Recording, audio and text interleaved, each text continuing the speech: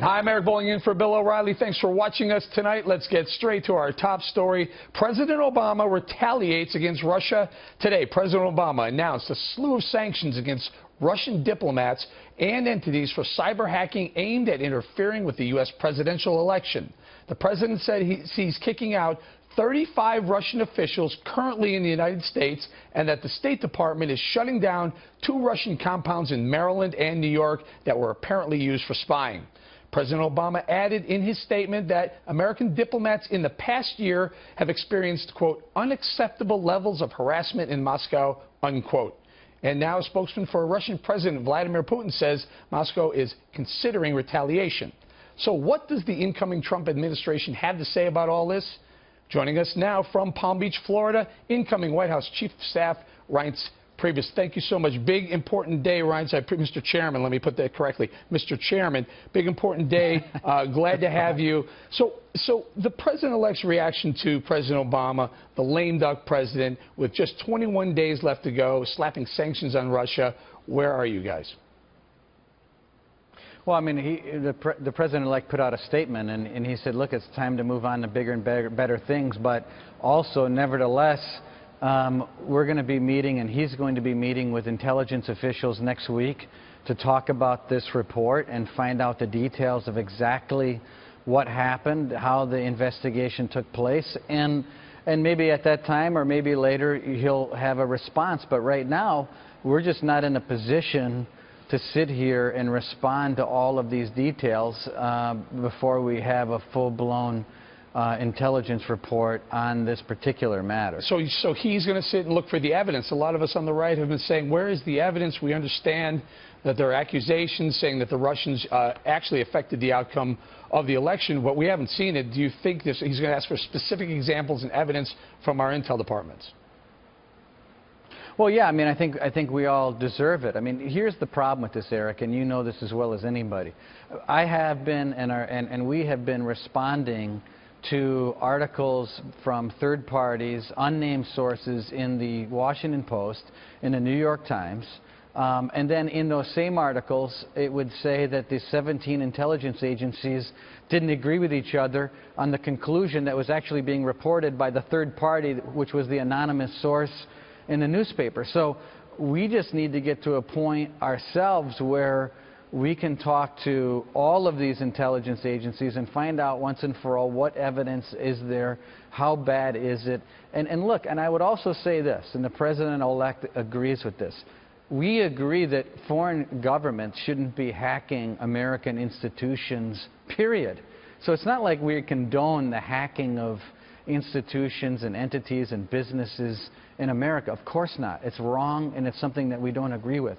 However, it would be nice if we could get to a place where the intelligence community, in unison, can tell us what it is that has been going on and what the investigation was and what it's led to, so that we can respond, and we're going to get to that. So we're not frustrated, we're just getting to the place where those facts will come to light. And so we have a lame duck president who slapped some sanctions on Russia with 22 days left in his presidency, and then you also have 2 Republicans, Senator John McCain and Lindsey Graham today said, you know what, when the new Congress is in session, we're going to lead the charge to up the sanctions against Russia. Are they premature?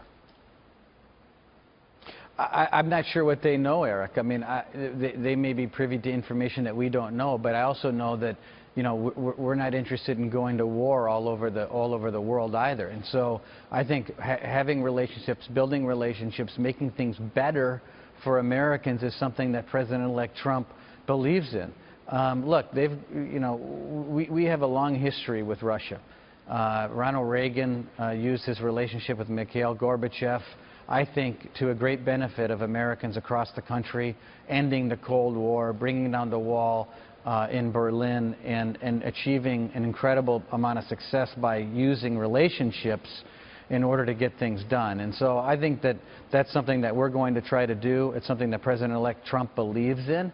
And quite frankly, it's all about putting America first, and that's Right. that's what we want to do, and that's what he wants to do. So, Mr. Chairman, President-elect Donald Trump hasn't waited to be sworn in for some of the things that I think are great. You know, talking to Boeing, getting the price of their airplanes down, having companies promise to keep jobs here in America. Here's my question, though. President-elect Donald Trump, he's been throwing a bit of shade from President Obama on two initiatives, on Israel and the UN vote, and also now on this Russian sanction issue. Has he and will he contact both Bibi Netanyahu and or Vladimir Putin prior to being sworn in to say, hey, I got this January 20th, let's talk about it then, but don't take anything that's going on right now entirely too seriously? Well, okay, so first of all, the President and President-elect Trump had a good call yesterday. These are two people that get along just fine, and they are getting along, and they are having constructive conversations. And secondly, before I get to that, President-elect Trump also believes in the one president at a time rule and is trying, and we are trying our best to adhere to that rule. The problem with what happened at the UN, though, was that in our minds, it was so egregious and so bad and so one-sided and I think so wrong toward our greatest ally in the Middle East that it was impossible for us not to communicate about that resolution. And we believe for the United States to abstain on such a resolution just really flies in the face of our long-term ally, Israel, and it's something that we wouldn't do once January 20th comes. And so the President-elect's been clear on that. This is the only democracy in the Middle East, in Israel. And for us to bend over backwards for countries like Iran that harbor terrorists that want to destroy and kill Americans, and to look the other way and give away an incredible deal to them to start a nuclear arms race in the Middle East, but then to turn our backs on Israel without any mention of the other facts, I just think is unbelievable. Mr. Chairman, I only have about 30 seconds or so. Will President Donald Trump reverse Obama's decisions on Israel and or Russia? It's going to be up to him, and he's going to sit down and talk to his leadership at the Defense Department and State and in the White House and make those decisions, Eric. But look, it will be a different day. I can assure you and Americans across the country that Donald Trump's going to get things done from day one. He's going to fulfill the promises he made on the campaign, and it'll be good for our country. I'm up against hard break. I want to say thank you very much.